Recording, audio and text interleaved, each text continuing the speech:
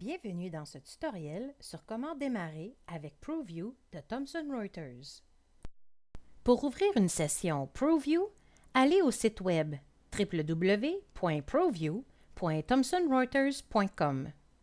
Pour accéder au site web de ProView, vous aurez besoin d'un compte OnePass, à moins que votre entreprise n'utilise une connexion IP authentifiée. Dans ce cas, vous n'aurez pas besoin d'utiliser OnePass.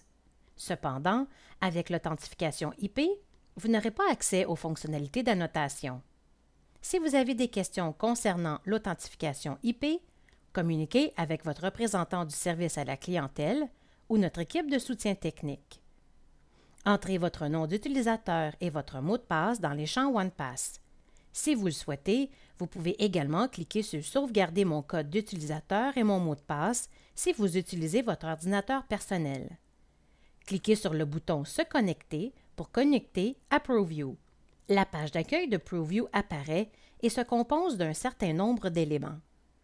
La barre de titre se trouve en haut de la page. L'icône de la cloche pour voir les notifications qui vous ont été envoyées. L'icône du point d'interrogation pour activer l'aide en ligne. L'icône de silhouette pour récupérer la page de renseignements sur le compte. La zone « Activités récentes » se trouve sous la barre de titre. Le lien « Bibliothèque » pour accéder aux publications auxquelles vous vous êtes abonné et y effectuer des recherches. Le lien « e-Looseleaf » pour accéder à vos ouvrages e-Reference, également désignés comme ouvrages à feuille mobile, et y effectuer des recherches. À droite, la section « Activités récentes » où vous pouvez voir les ouvrages que vous avez consultés récemment. Vous pouvez également récupérer un ouvrage en le sélectionnant dans cette section. Vous pouvez réduire cette section en cliquant sur la flèche vers le haut, la développer en cliquant sur la flèche vers le bas et pour naviguer, pour voir d'autres ouvrages en cliquant sur les flèches vers la gauche et vers la droite. Sous la section « Activités récentes » se trouve votre bibliothèque où vos ouvrages numériques et à feuille mobile sont affichés. La barre de navigation se trouve à côté de la bibliothèque. Vous pouvez trouver un ouvrage à l'aide du titre ou du nom de l'auteur. Vous pouvez trouver un ouvrage à l'aide du titre ou du nom de l'auteur. Trier à nouveau à l'aide d'options, dont le titre, la juridiction et le sujet. Parcourir la bibliothèque si vous possédez plusieurs ouvrages. Passer de l'affichage sous forme de liste ou sous forme de tableau et effectuer une recherche dans les publications.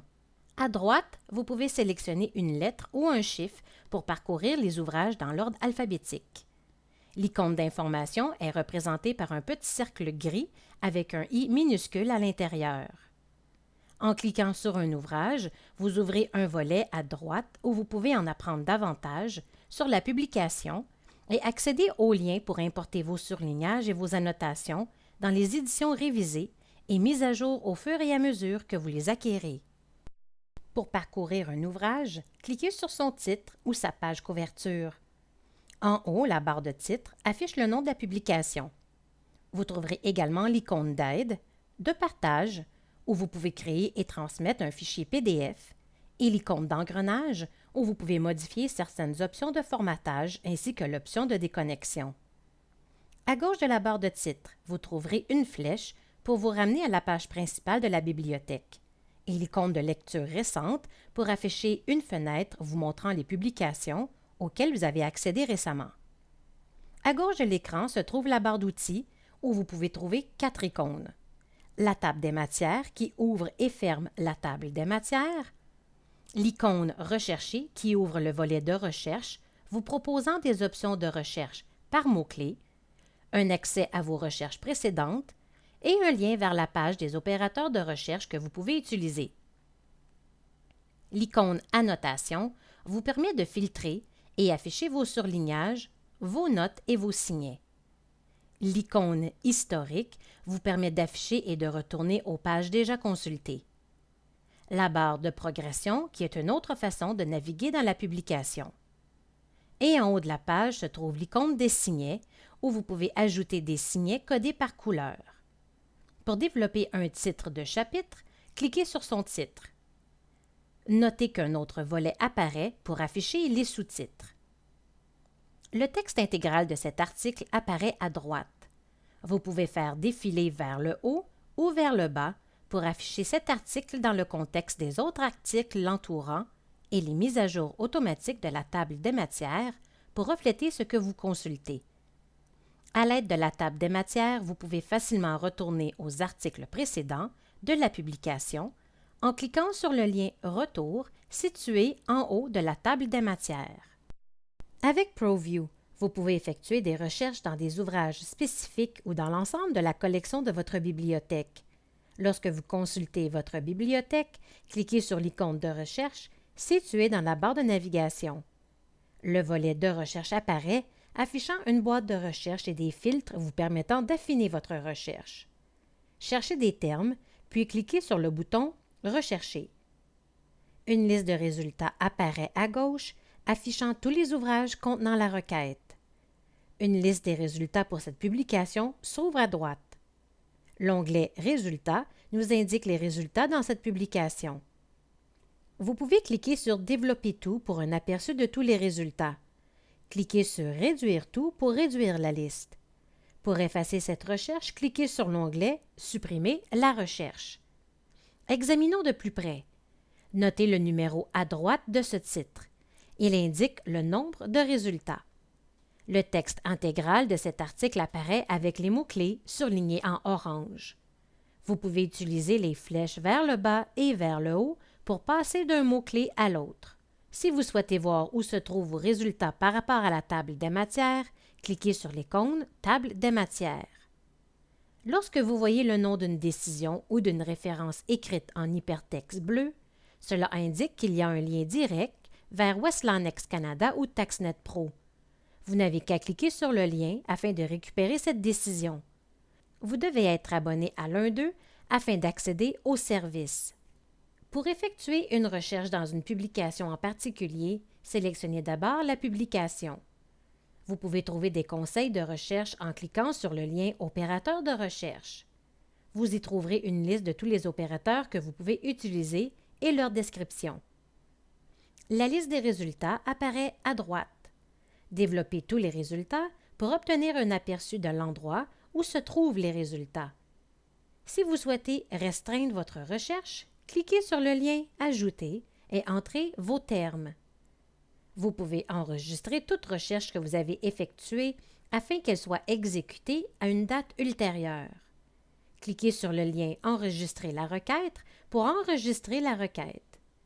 Lorsque vous souhaitez récupérer et exécuter la requête à nouveau, vous n'avez qu'à cliquer sur le lien « Mes requêtes enregistrées » situé au bas du volet de recherche et ensuite sélectionner la requête. Vous pouvez ajouter des surlignages, des notes et des signets de couleur aux publications afin qu'elles puissent être retrouvées, recherchées et filtrées rapidement et facilement. Pour ajouter un surlignage, sélectionnez le texte que vous souhaitez surligner, puis cliquez sur le surlignement dans le texte contextuel.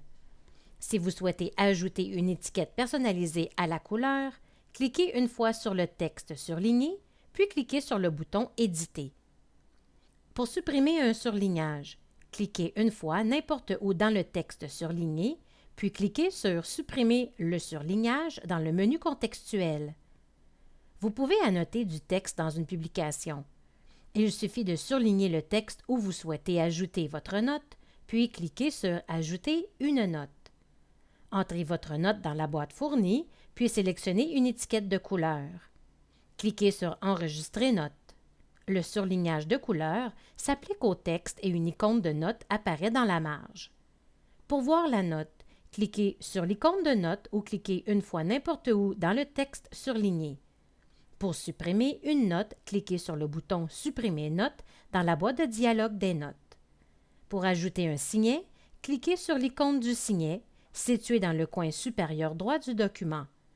Choisissez une étiquette de couleur pour le signet. Vous pouvez ajouter plusieurs signets à la même page en cliquant sur le bouton « Plus » et en choisissant une autre couleur. Le chiffre sur le signet indique le nombre de signets créés pour cette page. Pour supprimer un signet, vous cliquez sur l'icône de signet, sur l'étiquette de couleur, puis cliquez sur « Supprimer un signet ». Le volet des annotations affiche les signets, les surlignages et les notes que vous avez ajoutés dans un ouvrage. Pour ouvrir ce volet, cliquez sur l'icône Annotations sur le côté gauche. Par défaut, toutes les annotations sont affichées. Cependant, vous pouvez restreindre votre affichage pour ne voir que les signets, les surlignages, les notes ou une étiquette de couleur en particulier. Vous pouvez également effectuer une recherche dans le texte de vos annotations en entrant votre requête dans le champ « Filtrer les signets ». Pour naviguer vers une page marquée d'un signet, un texte surligné ou une note, sélectionnez l'élément dans le volet « Annotations » simplement en le sélectionnant dans ce volet. Vous pouvez créer et transmettre un lien ou une version PDF du contenu que vous consultez. Cliquez sur l'icône « Partager » située dans le coin supérieur droit de la barre du titre. Ensuite, cliquez sur le bouton « Lien ».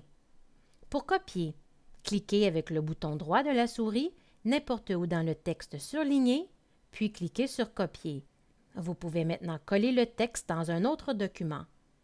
Les détails relatifs au titre, à l'auteur, à l'éditeur, au chapitre et à la section de la publication avec un lien vers la section précise apparaissent. Pour créer et exporter un fichier PDF, cliquez sur l'icône « Partager », puis sur le bouton « PDF ». Voici vos choix. Simplement le texte sélectionné, l'affichage du défilement en cours ou la section courante. Vous pouvez également choisir d'inclure ou non vos annotations. Le contenu est téléchargé et le PDF est créé.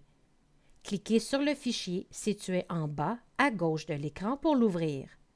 À partir de là, vous pouvez le télécharger ou imprimer le document.